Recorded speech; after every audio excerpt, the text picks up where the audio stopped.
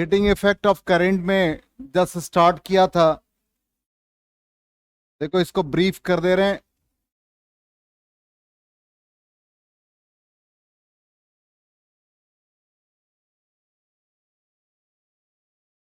इसमें सबसे पहले सिंपली बताया कि एक सर्किट है। इस सर्किट में जो कंडक्टर इसका रेजिस्टेंस आर है, ऑलरेडी पढ़ा रखा है, बाद में हाथ मिलाना। तो जैसे ही इसको सोर्स ऑफ ईएमएफ से तुम लोग देखो, थोड़ा रिकैप करा रहे हैं। जैसे ही सोर्स ऑफ ईएमएफ से कनेक्ट करते हैं तो इसके क्रॉस एक पोटेंशियल डिफरेंस सेटअप होता है। जिस पोटेंशियल डिफरेंस को हम लोग आई आर से रिप्रेजेंट करते हैं। जैसे ही पोटेंशियल सेटअप होगा, इसके अंदर जो फ्री इलेक्ट्रॉन्स है वो एक्सेलरेट होगा, और ये एक्सेलरेट होके कोलाइड करेगा with the positive metal ions, जिसके कारण से इसका काइनेटिक एनर्जी बढ़ जाता है। और kinetic energy, average kinetic energy directly proportional to temperature होता है। तो काइनेटिक एनर्जी हम लोग जब भी लिखते थे तो average kinetic energy, average kinetic energy directly proportional to temperature. इसका मतलब क्या होगा? कंडक्टर हीट अप हो जाएगा। इसी को हम लोग हीटिंग इफेक्ट ऑफ करंट कहते हैं सिंपली। और इसको जूल ने स्टैब्लिश किया, इसलिए नाम पड़ गया जूल हीटिंग इफेक्ट। ये ऑलरेडी पढ़ा है, आवाज थोड़ा सा रिकॉल करा दे रहे। तो ये हो गया। अब ये चीज हमसे नहीं पूछा जाता। हमसे जो पूछा जाता है कि भाई जब जूल्स हीटिंग हुआ तो इस कंडीशन में कितना अमाउंट ऑफ हीट डेवलप किया। तो यहां पर पोटेंशियल को हम लोग लिखते चार्ज, अमाउंट ऑफ वर्क को चार्ज इनटू पोटेंशियल। क्लियर? अब यहां पर इसको चार्ज को I इंटू टी लिख दिया, Q equal to I into T. तो कितना अमाउंट ऑफ वर्क हो गया? VIT। ठीक, और V को हम लोग IR पुट कर देंगे ओम्स लॉ के अकॉर्डिंग। तो I स्क्वायर RT, ये बन गया अमाउंट ऑफ वर्क या अमाउंट ऑफ हीट। और इसको हम लोग 4.18 से डिवाइड कर देंगे तो कैलोरी में कन्वर्ट हो जाएगा।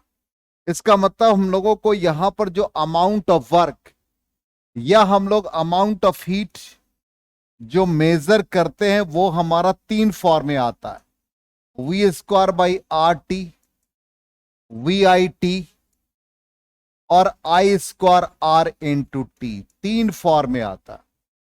ये फॉर्मूला हम लोगों को याद कर रखना है। अब इसी के अकॉर्डिंग हम लोग पावर जनरेट निकाल रहे हैं। तो मेन हम लोगों को पावर का ही फॉर्मूला यूज करना है, बाकी तो थ्योरेटिकल है। तो यहां पर ये फॉर्मूला लिख दिया है, ठीक, ऑलरेडी PDF में है। अब यहां पर कहता है कि जो लॉ ऑफ करेंट है, लॉ ऑफ करेंट कैसे स्टैब्लिश हुआ?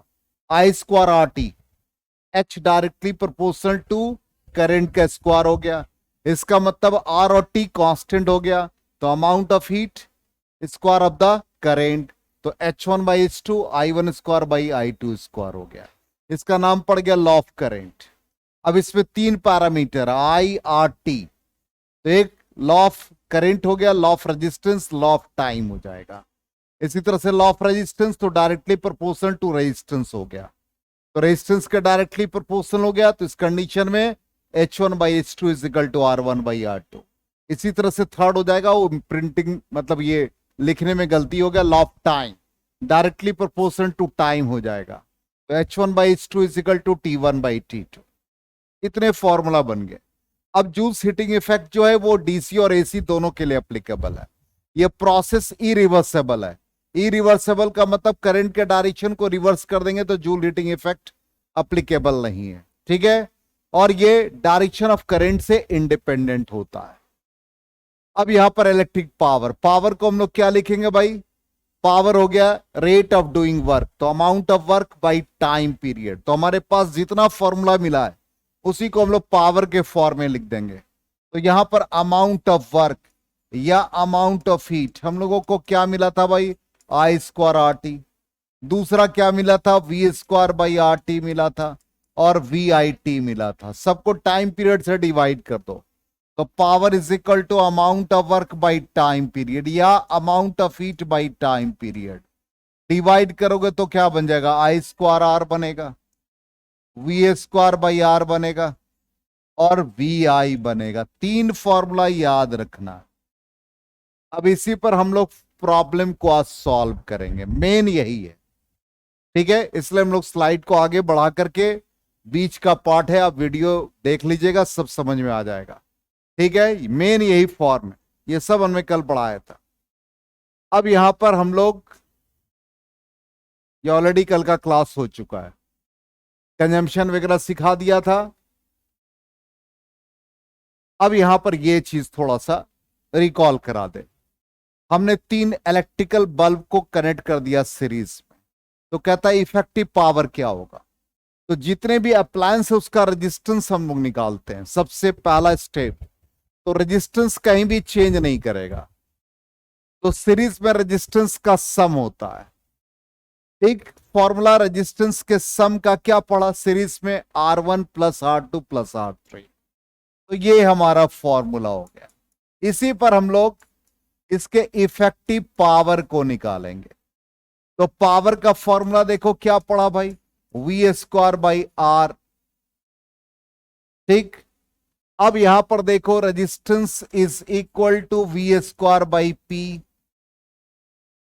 इसका मतलब इसका सप्लाई वी स्क्वायर और power in series, V square by P one, V square by P two and V square by P three.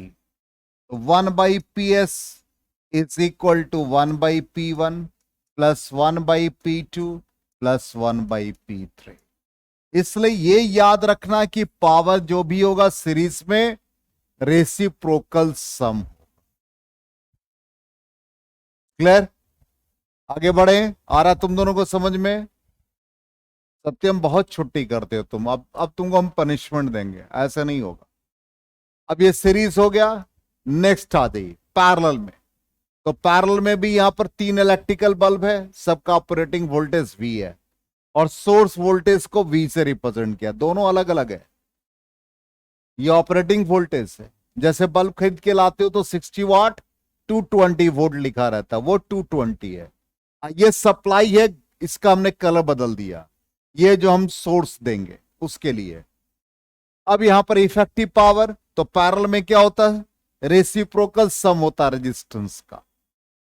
तो 1 by R P is equal to 1 by R1 plus 1 by R2 plus 1 by R3 होगा। Operating voltage सबका same है, देखो V सबका same है।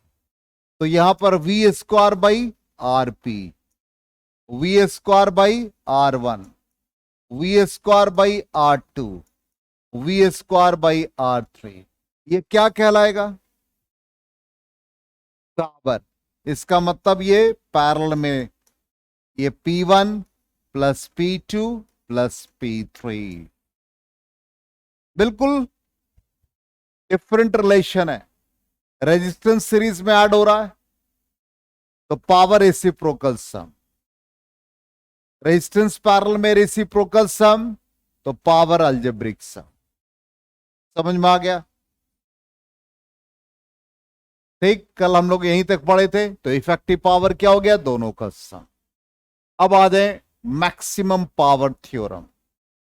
ठीक, ये बहुत इंपॉर्टेंट पार्ट है कि किसी भी सर्किट में मैक्सिमम पावर कब होगा। तो ये कहता है कि output power of a source of EMF is maximum when the external resistance in the circuit is equal to internal resistance of the cell।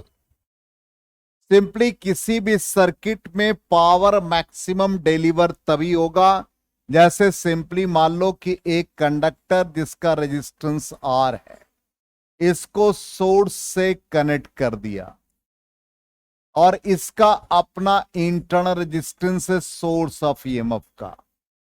कहता कि मैक्सिमम पावर तभी डिलीवर होगा जब एक्सटर्नल रेजिस्टेंस इंटरनल रेजिस्टेंस के बराबर हो जाए। अब इसको हम लोग थ्योरम में प्रूफ करने भी आता है और रिजल्ट भी आता है। इससे मैक्सिमम पावर पूछेगा, मैक्सिमम करंट पूछेगा। तो पावर की सबसे पहला I is equal to total EMF by total resistance, ये ऑलरेडी पढ़ चुके हैं। चलो पावर को हम लोग क्या लिखते हैं भाई, आई स्क्वायर आर लिखते हैं। तो ये क्या बन जाएगा, e square upon are plus are का होल स्क्वायर इनटू आर बन गया। क्लियर, 100%। अब यहां पर ई स्क्वायर को अलग कर दें, ये R upon are plus are का होल स्क्वायर। कोई भी क्वांटिटी को मैक्सिमाइज मिनिमाइज करने का तरीका है कि आप उसको डिफरेंशिएट कर दें विद रिस्पेक्ट टू वेरिएबल और जीरो पुट कर देंगे तो क्वांटिटी मैक्सिमा हो जाएगा।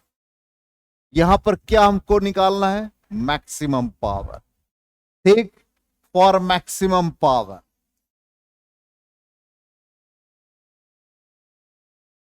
तो पावर को डिफरेंशिएट करेंगे किसके रिस्पेक्ट में, वेरिएबल कौन है, वेरिएबल कौन है, कौन सा क्वांटिटी वेरिएबल है फॉर्मूला में। अरे सोर्स ऑफ ईएमएफ फिक्स है, उसका रेजिस्टेंस फिक्स है, तो कंडक्टर का ही ना रेजिस्टेंस वारी करेगा, इसलिए कैपिटल आर के रिस्पेक्ट में डिफरेंशिएट करेंगे। ठीक, अब DP by D R, E square common, ये क्वोशिएंट रूल इस्तेमाल हो जाएगा यू बाई वी के फॉर्म में।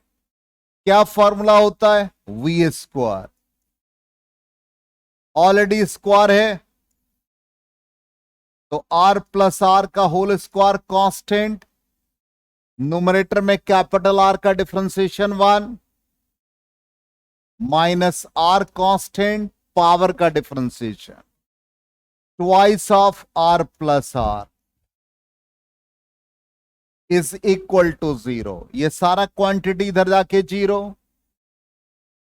तो न्यूमरेटर में ये वाला ई स्क्वायर भी डिवाइड होके 0, तो फाइनली क्या बचा, r plus r whole square minus 2r r plus are is equal to 0, r plus are का whole square is equal to क्या बचा, 2r आर प्लस आर का एक पावर कट गया,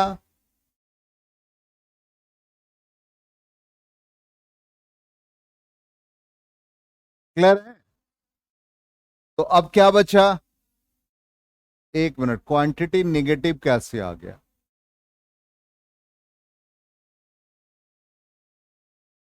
ट्वाइस ऑफ आर बचा ना, ठीक है। तो यहां पर r plus are is equal to 2r, तो r is equal to R आया, समझ में आई बात, यस नो। तो r is equal to R होगा तो पावर क्या होगा, मैक्सिमम, ये प्रूफ हो गया। अब मान लो कहेगा कि इसमें कितना मैक्सिमम करंट का फ्लो करेगा, आई मैक्सिमा, बोलो क्या फॉर्मूला है, दोनों को इक्वेट करो, small are is equal to capital R, तो क्या बन जाएगा E बाई 2R, और जब भी लिखेंगे in terms of internal resistance not external resistance. चलो मैक्सिमम पावर पूछेगा तो क्या आ जाएगा फॉर्मूला, पावर वाले में वैल्यू पुट करो, बताओ कितना आता है, e square into r divided by 2R का होल स्क्वायर, तो क्या बना, जल्दी बताओ, E square divided by 4R होगा, चेक करो।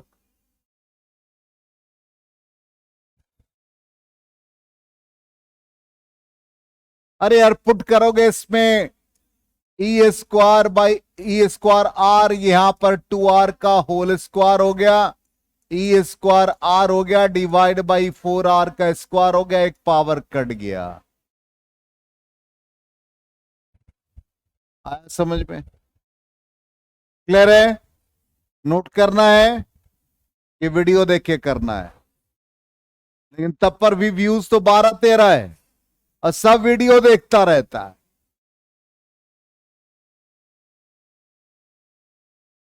तुम लोगों को लिंक पता है, तुम दोनों को?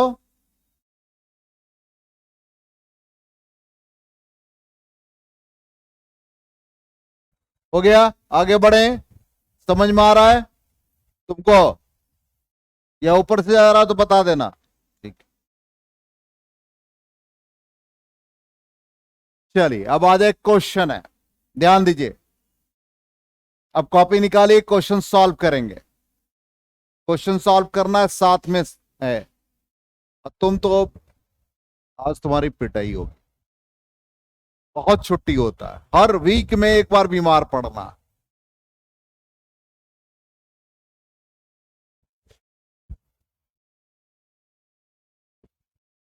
जल्दी कोई कॉपी निकालो सब लोग। अब यहां पर देखो ध्यान से, दो इलेक्ट्रिकल बल्ब है। एक बल्ब 60 वाट का 220 वोल्ट, दूसरा 100 वाट का 220 वोल्ट, दोनों को सीरीज में कनेक्ट कर रखा। गौर से देखना, इसका हमने प्रीवियस क्लास में पढ़ा रखा है, इसको हम लोग कहते हैं 60 वाट को रेटेड पावर, और इसको रेटेड वोल्टेज कहते हैं। क्लियर?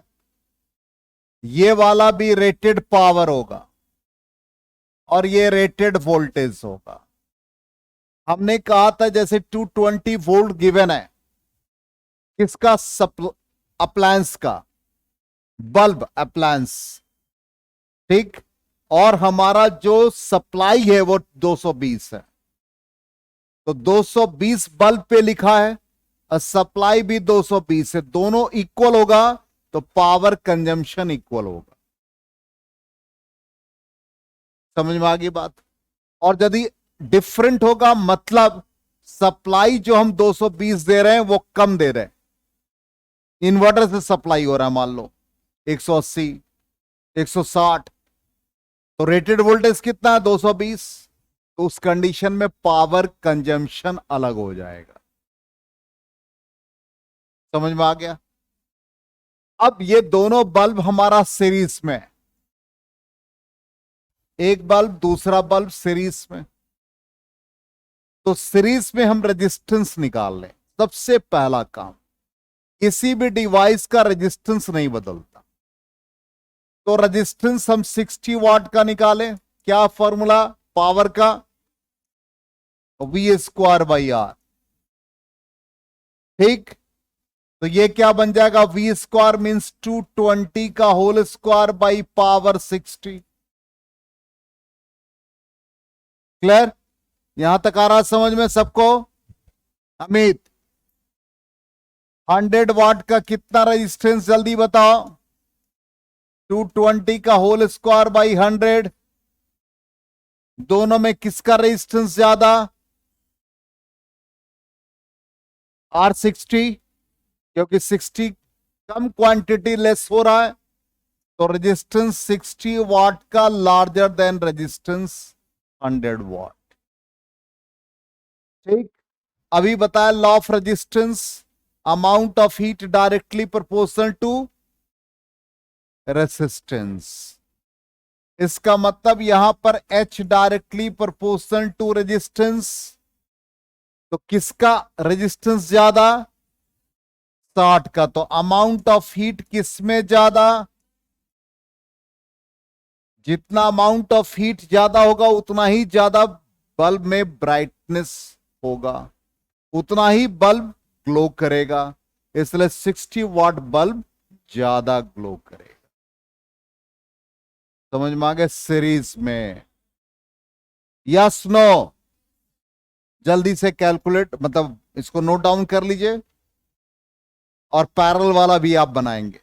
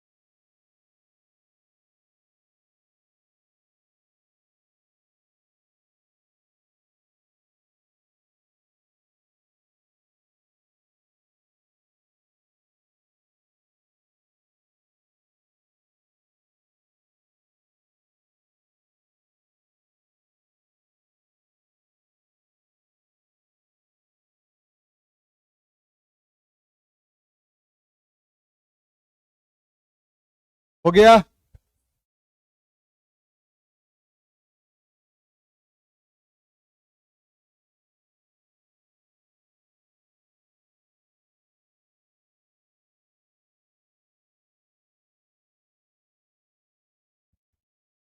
हाँ चलो अभी ये, हाँ इसी क्वेश्चन को पैरेलल में बनाएंगे। नोट कर लिया सबने? इरेज करें? चलो अब नेक्स्ट क्वेश्चन। अब इसमें क्या है, सेम क्वेश्चन है, पैरेलल में कनेक्ट कर दिया। दोनों का रेजिस्टेंस फिर वैसे ही निकालो। अब पैरेलल में क्या होता है, वहां करंट कांस्टेंट था, इसलिए amount of heat directly proportional to resistance. यहां पर क्या कांस्टेंट होगा पैरेलल में, पोटेंशियल। तो फॉर्मूला क्या लगेगा, वी स्क्वायर बाई आर। देखो ध्यान से, पहले वाले क्वेश्चन में सीरीज था, तो अमाउंट ऑफ हीट का फॉर्मूला 3 था, I square r t, v square by r t और वी आई टी। सीरीज में करंट कांस्टेंट होता है, इसलिए ये फॉर्मूला लगा, तो amount of heat directly proportional to resistance, जो पहला क्वेश्चन था। अभी वाला क्वेश्चन कौन सा है, पैरेलल। पैरेलल में क्या कांस्टेंट, पोटेंशियल कांस्टेंट। कौन सा फॉर्मूला लगेगा, वी स्क्वायर, मतलब इनवर्सली रिलेटेड टू रेजिस्टेंस। चलो बताओ किसका ब्राइटनेस ज्यादा, 100 वाट का, मैथमेटिकली प्रूफ हो जाएगा। R60 अभी जस्ट निकाला, V square same operating voltage by 60, R100 operating voltage same, resistance 60 watt का लार्जर देन रेजिस्टेंस 100 वाट का। ठीक, यहां पर अमाउंट ऑफ हीट क्या होगा, 60 वाट का lesser than amount of heat in 100 वाट। इसका मतलब 100 वाट का बल्ब ज्यादा ग्लो करेगा। हमारे घर में पैरेलल कॉम्बिनेशन होता है, 100 वाट के बल्ब का ब्राइटनेस ज्यादा होता है। आ गया समझ में,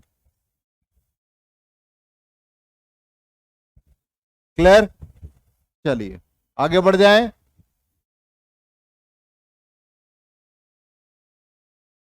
नेक्स्ट क्वेश्चन कहता, show that the efficiency of A battery when delivering maximum power is only 50%।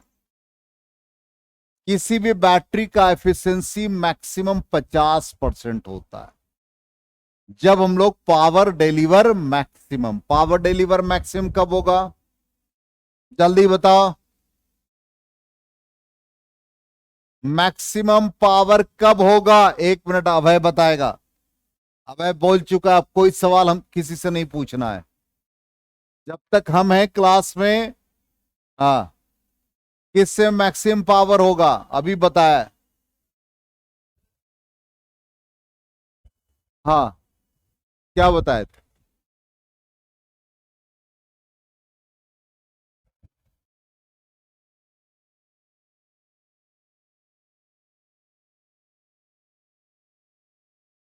तुमको हम कह भी नहीं सकते कि नाले में पानी है, अब वो पानी तो तुम पियोगे नहीं।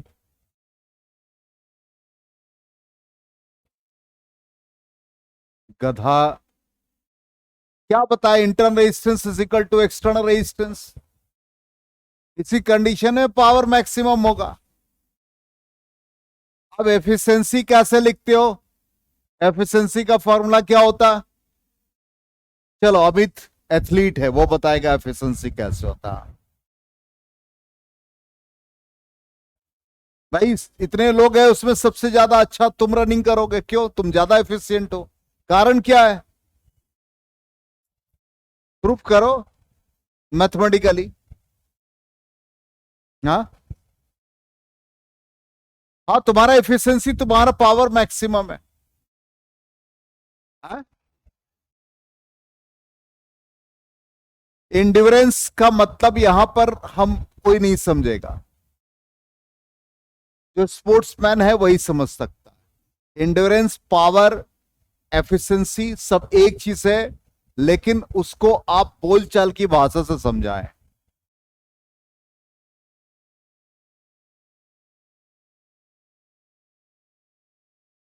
तब तुम परफेक्ट एथलीट नहीं है। वो सिर्फ एक होता है सिर्फ काम करना, एक होता है कैलकुलेशन में काम करना। तो कोच बनने के लिए ये सब काम करना पड़ता है। अरे सिंपल है कि 2000 किलो कैलोरी ये खाता है तो सो जाता है, और तुम 2000 किलो कैलोरी खाते हो और 2600 किलो कैलोरी बर्न करते हो। तुम्हारी एफिशिएंसी ज्यादा, मतलब आउटपुट पावर ज्यादा, एफिशिएंसी ज्यादा। तो एफिशिएंसी होता output power upon input power. Simple mathematics है यार।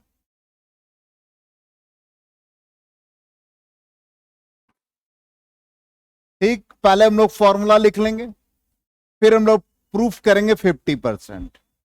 पावर क्या होता, पावर का फॉर्मूला क्या था भाई? करंट के टर्म में बता दो, बोलो। अरे पावर कितना फॉर्मूला बताया? V square by R, I square R, इतने फॉर्म में बताया। ठीक, अब यहां पर इनपुट और आउटपुट इसी फॉर्म में लिखना है। तो यहां पर आउटपुट पावर कितना है?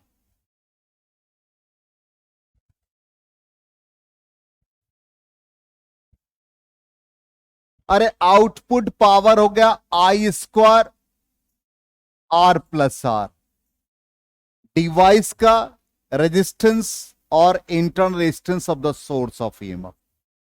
इनपुट पावर हमारे पास कितना है भाई? इनपुट कितना दिया? जल्दी बताओ। अच्छा ये सॉरी, ऊपर वाला पार्ट, ऊपर वाला पार्ट करंट इनटू रेजिस्टेंस के फॉर्म में, और नीचे वाला पार्ट आर प्लस आर के फॉर्म। ठीक, I square r, I square cancel हो गया, तो क्या बचा भाई? अब दोनों का value same, small are is equal to capital R. क्या आ गया वैल्यू? अरे सबको मान लो ये स्मॉल आर पुट कर दिया, ये भी स्मॉल आर पुट कर दिया, तो कितने आ गए? 1/2।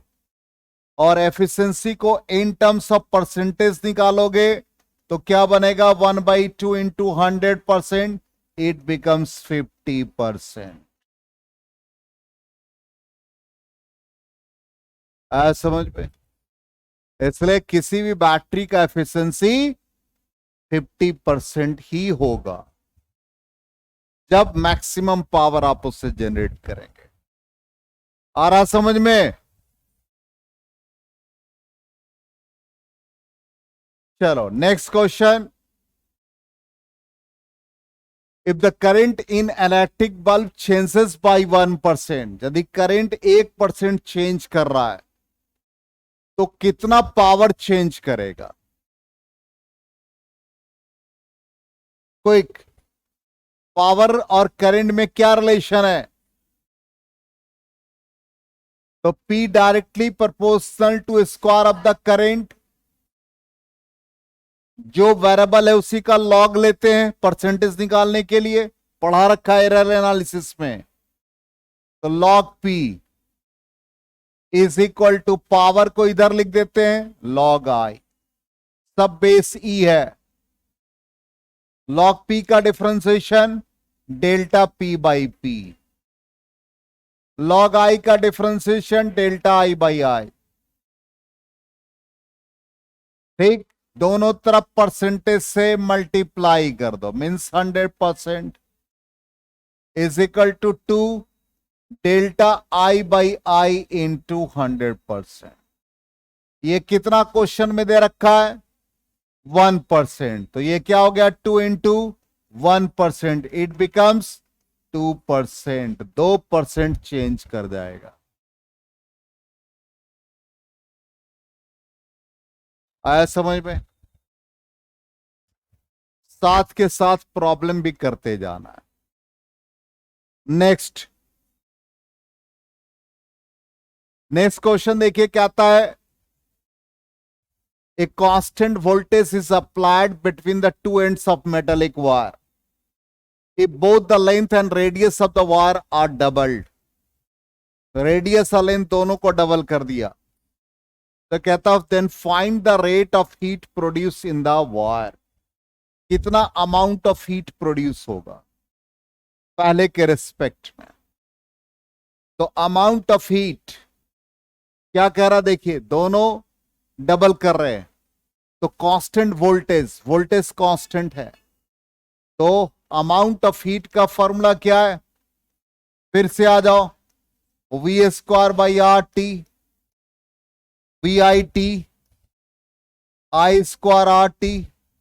कौन सा फॉर्मूला यूज करेंगे, कांस्टेंट वोल्टेज टाइम कांस्टेंट है तो हमको एक ही क्वांटिटी को वेरिएबल बनाना है।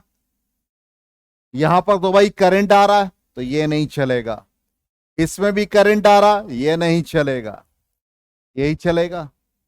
इसका मतलब इनवर्सली रिलेटेड टू रेजिस्टेंस, तो H inversely proportional to resistance. अब हम लोगों को क्या करना है, यहां पर देखो both the length and the radius of the wire are double. इसका मतलब पहले अमाउंट ऑफ हीट जिस समय लेंथ और रेडियस था वो H1, अब जब दोनों डबल कर दिया तो H2। इसका मतलब H फाइनल बाई इनिशियल मान लें तो ऊपर क्या आ जाएगा, R1/R2। रेजिस्टेंस का फॉर्मूला क्या होता है, ρL/A। इसका मतलब लेंथ के डायरेक्टली और एरिया के इनवर्सली, ठीक। तो यहां पर देखो R1 लिखेंगे तो L1 लिखेंगे, एरिया क्या बन जाएगा A2, R2 लिखोगे तो L2 area A1। Clear. Area of cross section wire का हम लोग लिखते हैं πr²। इसका मतलब ये रेडियस के फॉर्म में आ जाएगा तो ये R2² हो जाएगा, ये L2 हो गया, R1² हो गया। अब L1 की जगह पर L मान लेंगे इनिशियल, और फाइनल L कितना दे रखा क्वेश्चन में, डबल्ड, मतलब ट्वाइस L।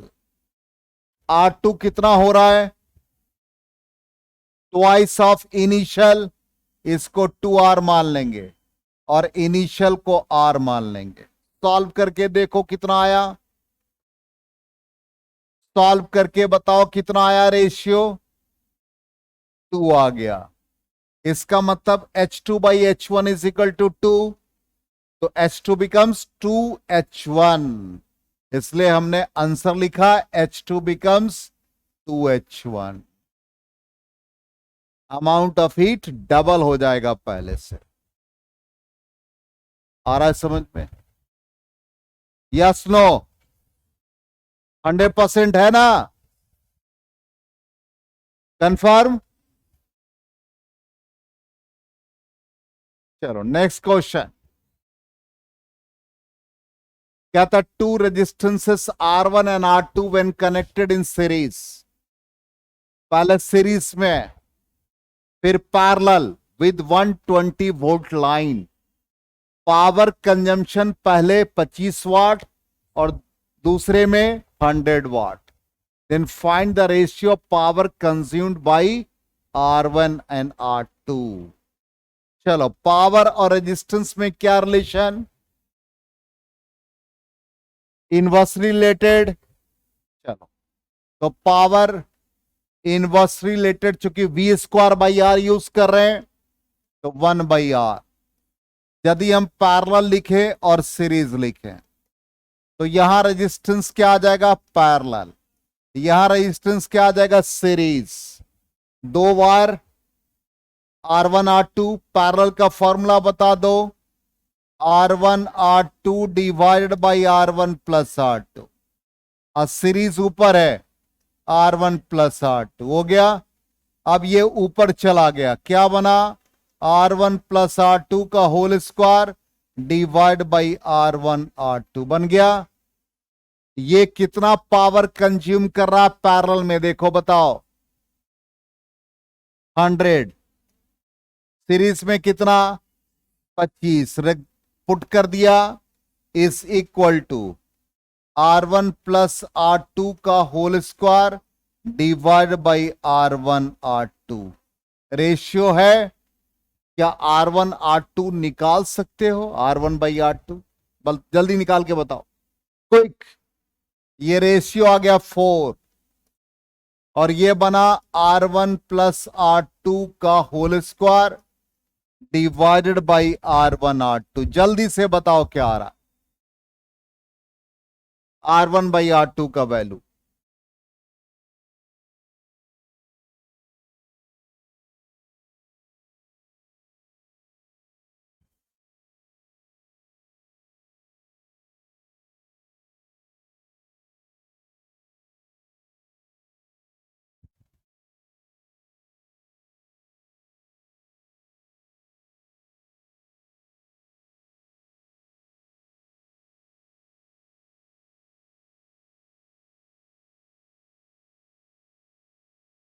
अरे R2 स्क्वायर से डिवाइड कर दो नोमिनेटर डिनोमिनेटर में, बहुत सिंपल है।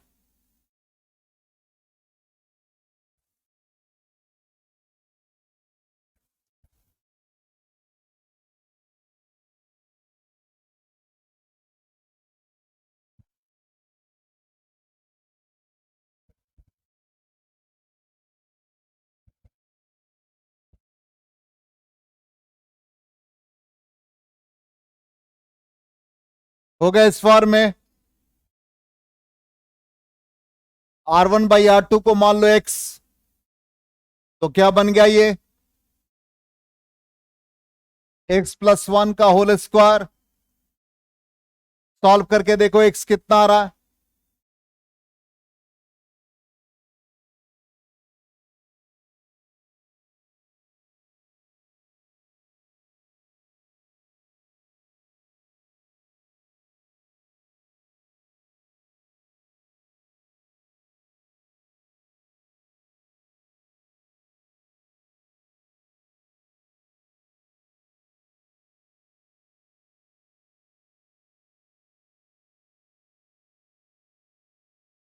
नहीं सॉल्व हुआ।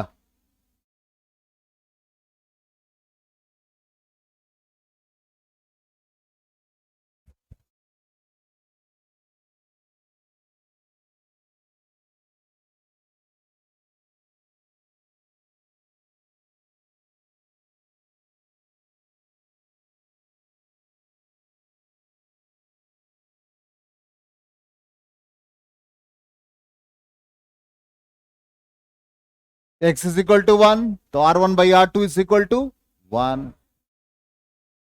चलिए नेक्स्ट।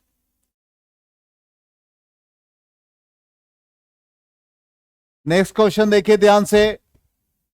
3 आइडेंटिकल बल्ब है, इसको सीरीज में कनेक्ट किया and this together dissipated a power P, power loss P। If now the bulbs are connected in parallel, parallel में कनेक्ट कर दिया, पहले सीरीज में, तो पावर डिसिपेटेड कितना होगा? सिंपल फॉर्मूला, पावर क्या हो गया? फॉर्मूला क्या है? V स्क्वायर बाई R, यही है ना। तो पहले क्या था? V स्क्वायर, और तीनों को सीरीज में किया तो R plus R plus R 3R। अब क्या चीज में किया? पैरेलल में, तो P डैश मान लो, V सेम है, तो पैरेलल में 1 by R plus 1 by R plus 1 by R, तो इफेक्टिव पावर R बाई 3। इसका मतलब क्या हो गया? V स्क्वायर 3 ऊपर चला गया R, V square by R का वैल्यू कितना है? V स्क्वायर बाई R का वैल्यू 3P है। V स्क्वायर बाई R का वैल्यू 3P, तो यहां पर 3 into 3P, it becomes 9P। Answer गलत है, ये 9p होगा। आज समझ में क्लियर हुआ? तो हीटिंग इफेक्ट ऑफ करेंट, ये चैप्टर विद न्यूमेरिकल कंप्लीट हो गया। ठीक, पोटेंशियोमीटर वायर कंफर्म हो जाओ तो कलम क्लास में है, और जेई के सिलेबस में है तो पोटेंशियोमीटर वायर बता देंगे। पोटेंशियोमीटर वायर कल बता देते हैं, और उसके बाद तो फिर एनसीईआरटी का क्वेश्चन भी कराना है।